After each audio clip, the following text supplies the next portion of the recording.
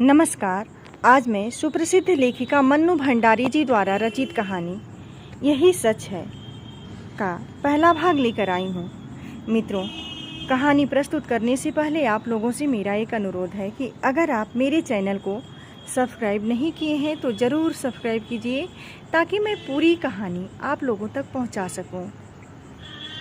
प्रस्तुत है कहानी कानपुर।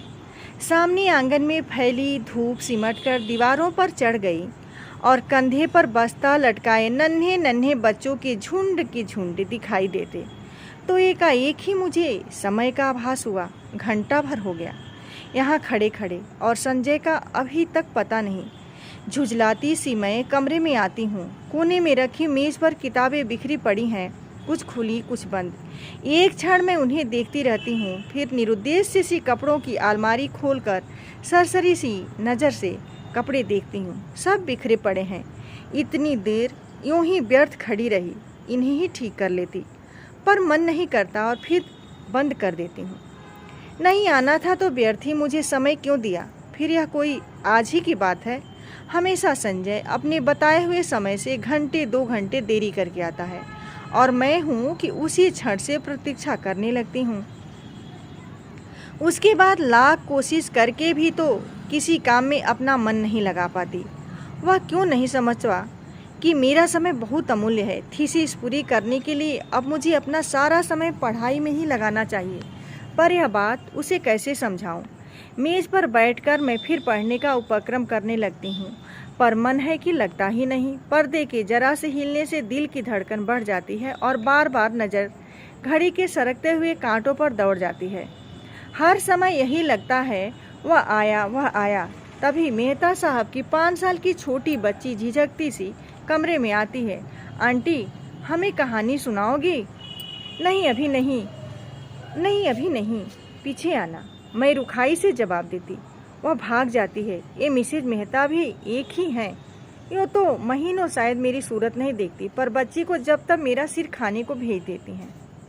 मेहता साहब तो फिर भी कभी कभी 8-10 दिन में खैरियत पूछ ही लेते हैं, पर वे तो बेहद अकड़ू मालूम होती हैं।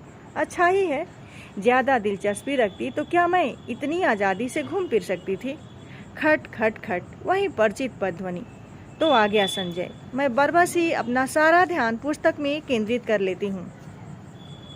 रजनीगंधा के ढेर सारे फूल लिए संजय मुस्कुराता सा दरवाजे पर खड़ा है।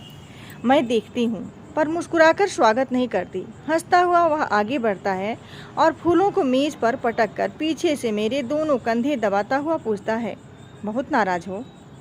रजनीगंधा की महक से जैसे सारा कमरा महकने लगता है। मुझे क्या करना है नाराज होकर, रुखाई से मैं कहती हूँ। वह कुर्सी सहित मुझे घुमाकर अपने सामने कर लेता है और बड़े दुलार के साथ ठोड़ी उठाकर कहता, तुम ही बताओ क्या करता। क्वालिटी में दोस्तों के बीच फंसा था, बहुत कोशिश करके भी उठ नहीं पाया। सबको नाराज करके आना अच्छा भी नहीं लगता। इच्छा होती है कह दूँ, तुम्हें दोस्तों का ख्याल है, उनके बुरा मानने की चिंता है, बस मेरी ही नहीं, पर कुछ कह नहीं पाती। एक टक उसके चेहरे की ओर देखती रहती हूँ। उसके सांवले चेहरे पर पसीने की बूंदें चमक रही हैं। कोई और समय होता तो मैंने अपने आंचल में इन्हें पोंछ दिया होता, पर आज नहीं। वह मंद मंद मुस्कुरा रहा है और आंखें क्षमा याचना कर रही हैं, पर मैं क्या करूं। तभी वह अपनी आदत के अनुसार कुर्सी के हत्थे पर बैठकर मेरे गाल सहलाने लगता है। मुझे उसकी इसी बात पर गुस्सा आता है। हमेशा इसी तरह करेगा और फिर दुनिया भर का लाड़ दुलाड़ दिखलाएगा। वह जानता जो है कि इसके आगे मेरा क्रोध ठीक नहीं पाता। फिर उठकर वह फूलदान के पुराने फूल फेंक देता है और नए फूल लगाता है। फूल सजाने में वो कितना कुशल है। एक बार मैंने यूं ही कह दिया था कि मुझे रजनीगंधा के फूल बड़े पसंद है, तो उसने नियम ही बना लिया कि हर चौथे दिन ढेर सारे फूल लाकर मेरे कमरे में लगा देगा। और अब तो मुझे भी ऐसी आदत हो गई कि एक दिन भी कमरे में फूल न रहे तो पढ़ने में मन न लगता, न सोने में। ये फूल जैसे संजय की उपस्थिति का आभास देते रहते हैं। थोड़ी देर बाद हम घूमने निकल जाते हैं। एकाएक ही मुझे ईरा के पत्र की बात याद आती है, जो बात सुनने के लिए मैं सवेरे से ही आतुर थी। इस गुस्सेबाजी में जाने कैसे उसे ही भूल गई। सुनो, ईरा ने लिखा है कि किसी दिन भी मेरे पास इंटरव्यू का बुलावा आ सकता है, मुझे तैयार रहना चाहिए। यहाँ कलकत्ता से कहाँ? कलकत्ता से? कुछ याद करते हुए संजय पूछता है और फिर एकाएक ही उछल पड़ता है। यदि तुम्हें वह जॉब मिल जाए तो मज़ा आ जाए दीपा, मज़ा आ जाए। हम सड़क पर हैं, नहीं तो अवश्य ही उसने आवेश में आकर कोई हरकत कर डाली होती। जाने क्यों मुझे उसका इस प्रकार प्रसन्न होना अच्छा नहीं लगता। क्या वह चाहता है कि मैं कलकत्ता चली जाऊं, उससे दूर? तभी सुनाई देता है, तुम्हें यह जॉब मिल जाए तो मैं भी अपना तबादला कलकत्ता ही करवा लूं, हेड ऑफिस में।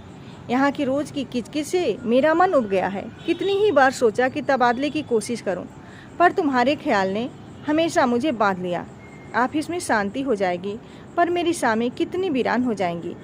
उसके स्वर की आर्द्रता ने मुझे छू लिया। एकाएक ही मुझे लगने लगा कि रात बड़ी सुहावनी हो चली है।